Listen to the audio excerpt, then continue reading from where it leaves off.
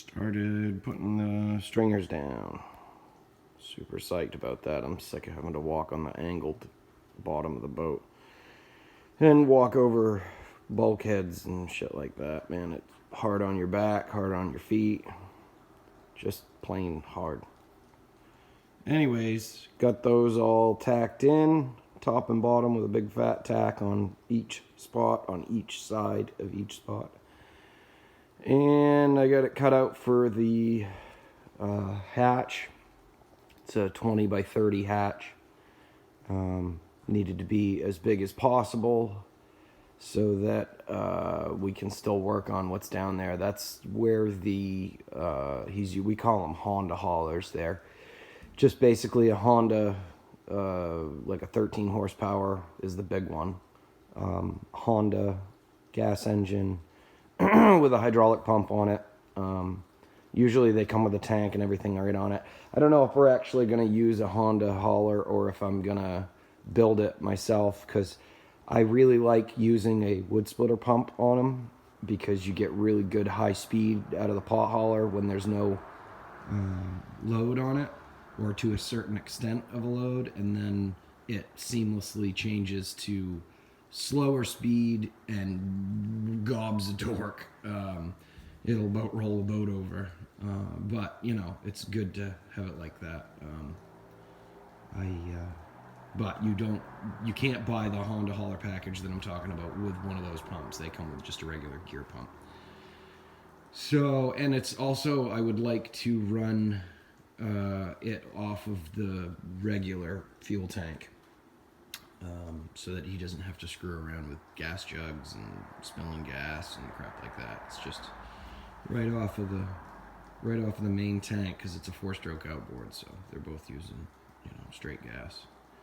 And if I build it myself, most of the bigger engines like that don't come with a fuel tank on them. They come with just a fuel pump, which is good for what we want to do.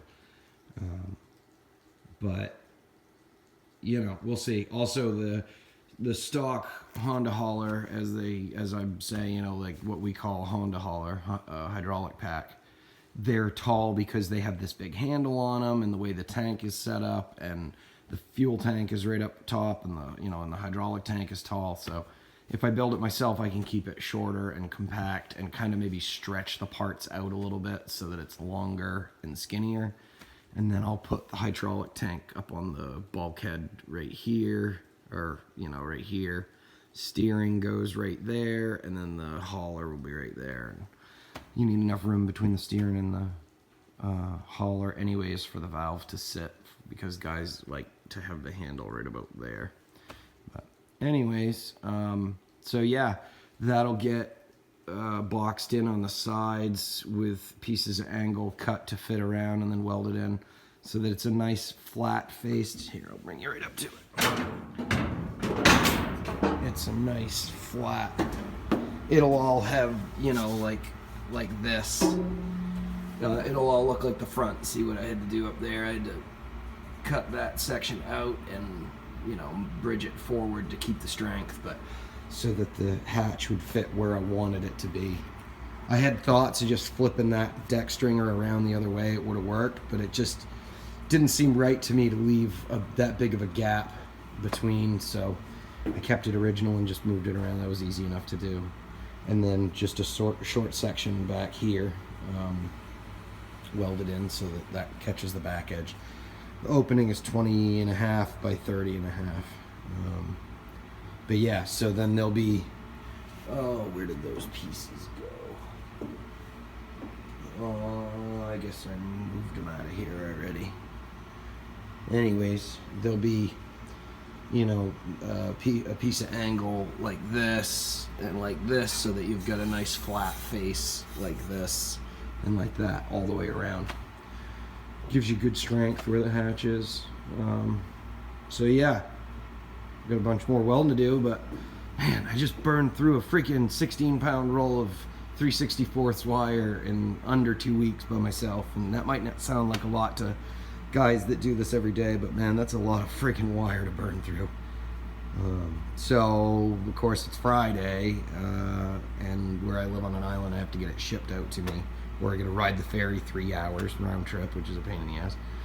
I'll have it probably Monday or Tuesday.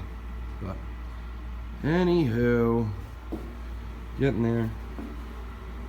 You know, deck stringers are ready to go in. I'm trying to do them kind of one at a time.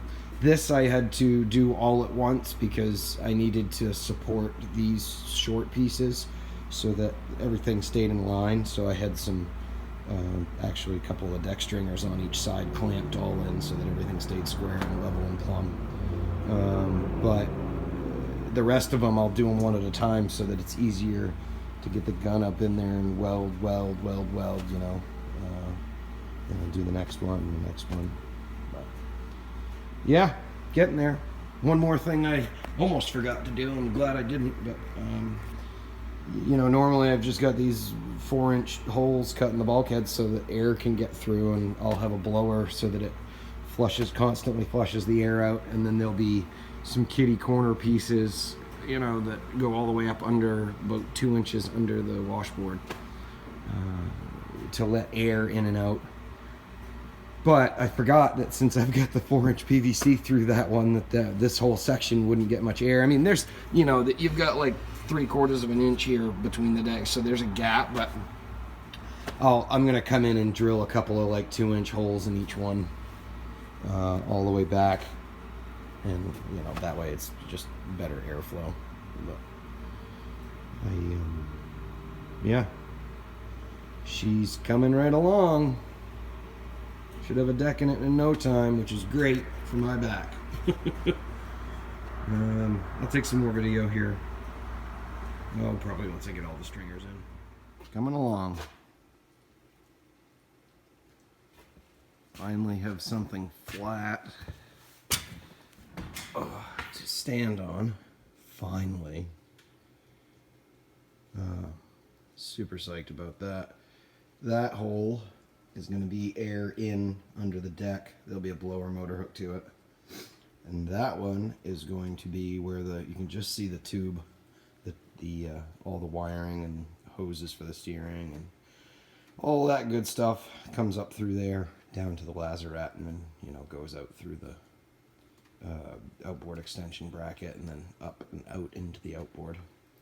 Anyways, a little small deck down there, but enough to be able to get down in there, and I don't think you'll be having any parties. There's really not that much room. But anyways, she's coming along. Can't wait to get the deck in it. My knee's killing me. Got the bow reinforced for the bow gut. Got a seat put in up front. Basically just something to sit on while I'm wiring it up, and hydraulics and all that shite. But still needs to be welded in. It's getting there though. She's looking real good. Can't wait to get the house on it. Oh, I gotta put the deck in, get that welded in, flip it over and weld the bottom. Excuse me, all the bottom seams before I can do that, and put the keel guard on and the chines and weld up the bottom of the outboard bracket. Once that's done, it can get flipped back over, then I can put the house on it. But she's coming along nice. I'm liking it. Too bad this is getting flipped upside down and you'll never see it, but pretty nice.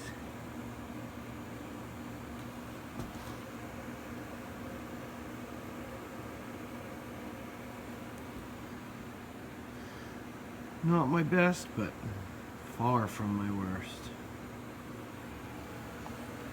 This is going to be a couple of shelves up front, down in the forward section of the boat.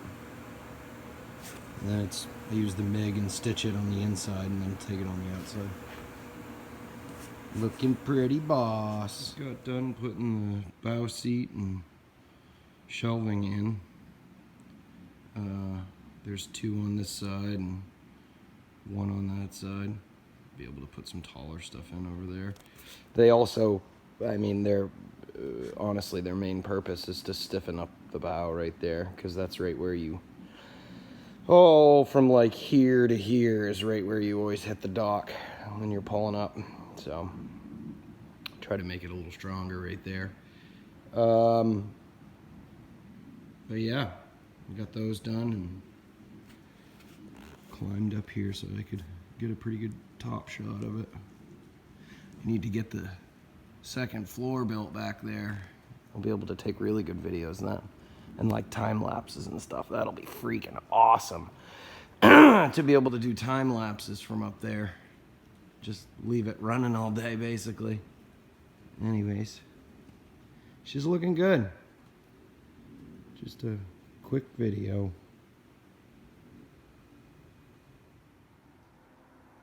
Just got the last deck stringer welded in and finished up the hatches. Hatches just need to be ground down, all the welds, so that the deck plates lay flat.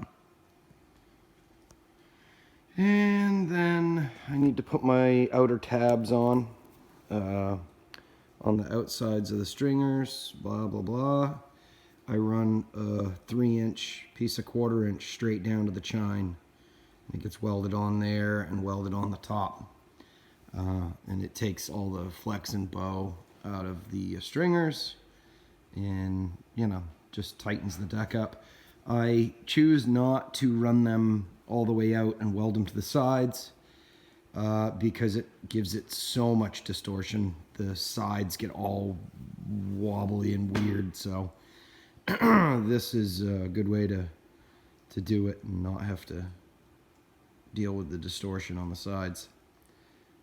That way, when I still weld the deck on all the way around, obviously, but it's one continuous weld the whole way instead of like an L shape, L shape, L shape, where the stringers would meet it. And when you weld that L shape on a piece of plate, it really concentrates the heat in the upper corner where the horizontal and the vertical meet. And you end up with a pinch point, and it sucks it in tight, and you end up with a bubble in the plate. So try not to do that. Up front's all done. You can just see it. That's ready to be skinned with the top deck. And then, yeah. Once I get these outer plates on, it's time to flip it over. That ought to be a fun video. I think I'll probably do a time lapse when I'm flipping it, just because it's going to be such a pain in the ass.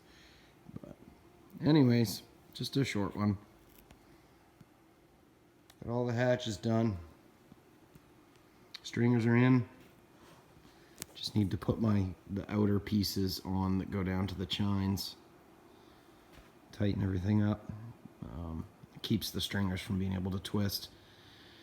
I don't like to weld them to the sides because it distorts the sides so bad. Try to keep the welding to a minimum out there. But once that's done, I think it'll be time to flip it over. Put the chines on and do all the welding on the outside. Fun, fun, fun. All cleaned out. Ready to be flipped. Just got the second-hand set of travel lift straps from the local boatyard, Hopkins. Thanks, Kevin and Hollis. Appreciate it. I got the other ends of them out front. They're super heavy duty. They change them out every so often, so he gave me a set so I can flip this thing. Hopefully keep it from getting scratched. Not that that's too big of a worry. Zeb doesn't care. Do you, Zeb? I know you're gonna watch this, so. Anyways, getting ready to hook it all up. I got those hoisted up. Got to put the long ones on. And start lifting. It's gonna be a while. Probably won't do it tonight where it's getting late. I'll get it all strapped up and ready to go and do it in the morning. I was kind of thinking about doing a time lapse of it. I thought it might be cool. We'll see. Over and out for now.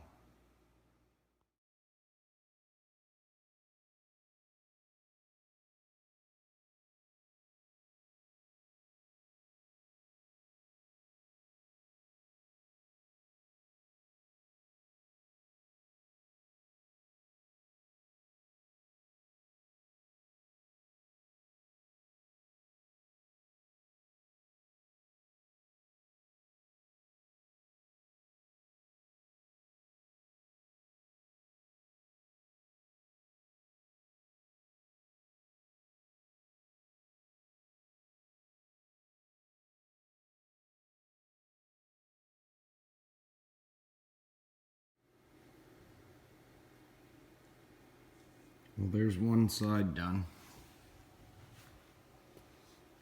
All the way up and around.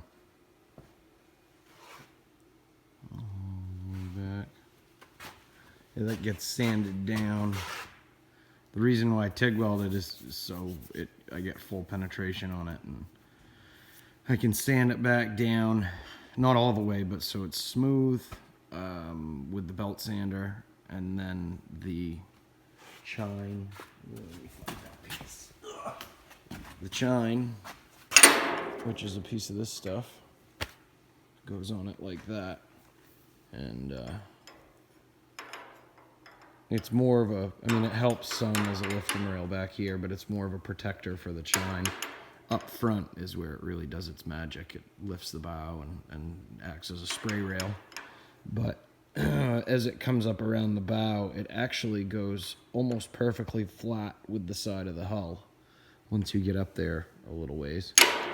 And it looks like it's just an extension of the hull, but adds a bunch of strength and you know, just protection. So if you whale it off a rock or something, you are puncturing into this and not into the actual hull. Although that right there is probably, with the inside weld, probably 3/4 of an inch thick of solid welded aluminum. So I'm not worried about that. Bottom came out super smooth. Very, very happy with how this one came out. It's amazing how much nicer 1/4 inch plate is to work with rather than the 1/8. But I'm getting there. I got most of it back gouged, and I started welding, you know, the bottom of the outboard bracket on. But I am out of gas in both bottles, so bound to get gas tomorrow and a bunch of other stuff. And then I'll be back on it. Excuse me. Oh yeah, this was a good one too. That was one weld the whole way. It's probably still smoking hot. That's not bad.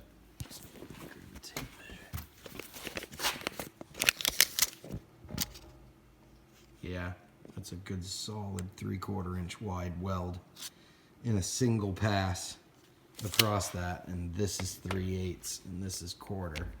So I love that TIG welder. It's 300 amp and it is something else. Anyways,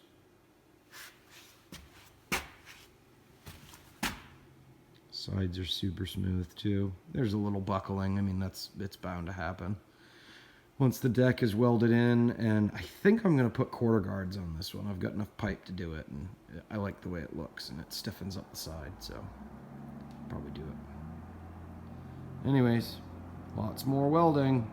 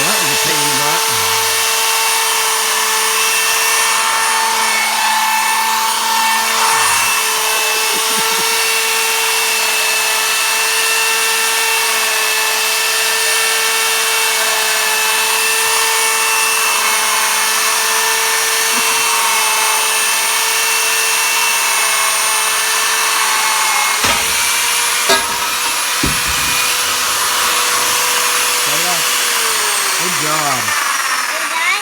Yep.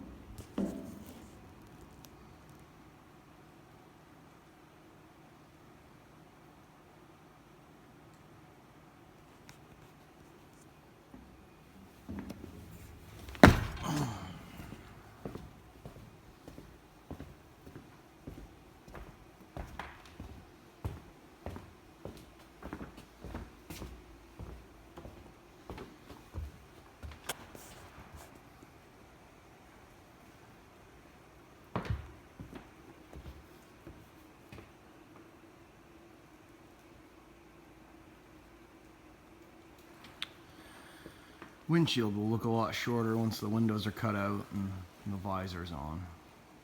Even though the visor makes it taller, it actually makes it look shorter. So we'll get that put on probably sometime this week. Get the rest of the roof stringers in, trusses, whatever you want to call them. I had a little issue that we gotta push out before I can weld from there to there on the rail. It bowed a little bit when I welded on the inside, so we gotta put the porta power in there and push it back out before I can weld it, but that's easy enough to deal with. Yeah, getting there. A lot of welding, a lot of work. I think she's looking smart.